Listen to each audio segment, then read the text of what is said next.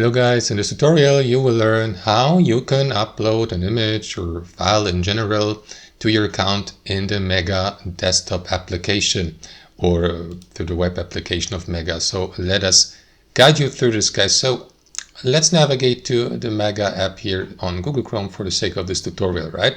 You will need to be logged into your account, of course, and then you will see your cloud drive here to the left. Navigate to it.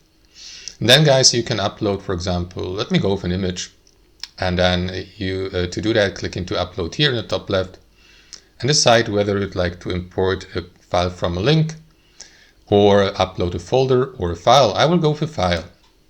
Then navigate to the file on your device. I will go with this video. Confirm, wait for the upload process to be finished, and as you can see, it works almost the same way as on Dropbox, for example, or Microsoft OneDrive. So you will see the upload window here in the bottom right, the file size of the uploaded file, the file type, the status, which is completed. Yeah, you can clear the completed list here or close that window, and you will see the file uploaded to your drive, or you can also navigate to media and then go through the file type here. And that's how it works, guys. Thanks for watching, and I'll see you next time.